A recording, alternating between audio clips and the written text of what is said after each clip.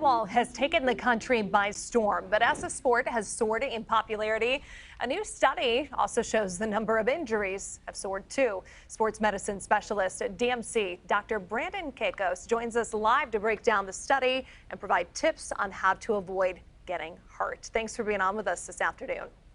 Thank you for having me. Pleasure. All right, so if somebody doesn't play personally, they probably know someone who does, because this really has become so widespread in recent years. But if you're living under a rock or you avoid it like me, how can you explain pickleball? How is it different from tennis? What are the basics? Yeah, so it's kind of a combination of tennis, table tennis, badminton, but you have a paddle, it's a racket sport, plastic ball. This court's a little smaller than a tennis court, and then the net's a little lower, but you can play singles, doubles, indoors, outdoors, and that's one of the biggest attractions of the sport.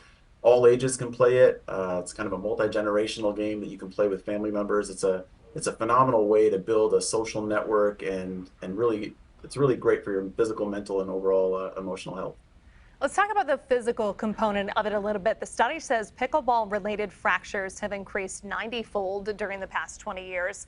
Are fractures the most common type of injuries players get? So it's one of the most common, but I would say sprains and strains, so injuries to our tendons, our muscles, overuse injuries.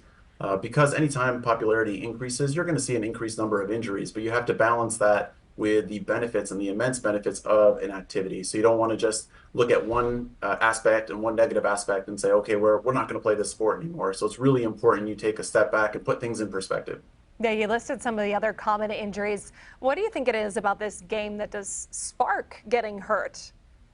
Because the one attraction as well is it's pretty easy to start, it's easy to play. So sometimes you have to understand your basic health status, where you're at. I always tell people to really succeed, you have to be aware of the 5 Ps, right? Proper planning prevents poor performance, right? And so you have to understand where your health history is at and how you increase the intensity of your work, the duration, the frequency. And because of that, sometimes we just jump in, we get so excited to play, and then it's really contagious. And then before you know it, you end up injuring something based on the movements of the game. But I think as long as you have a good game plan, you can play this game successfully.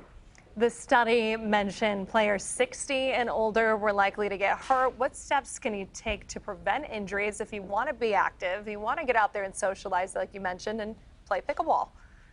So that's what, first of all, you want to make sure where your baseline health status is at, where your conditioning level is at, and then you want to make sure you do a dynamic warm-up. So you want to get blood flow to the muscles that you're going to use prior to engaging in that activity, and then take it slow. See how your body's responding, listen to your body, and then ramp up depending on how well you're progressing.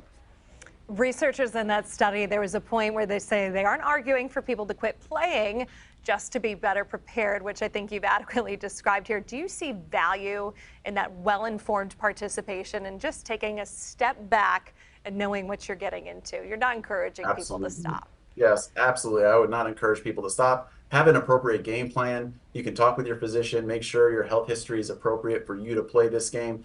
But it's a great game. It's phenomenal to be outside, enjoy fresh air. It's a social and even competitive activity. There's a lot of people playing it at a very high level now as well. So I would not discourage people at all. As long as you have an appropriate plan in place, this is something that you can easily meld into your daily routine.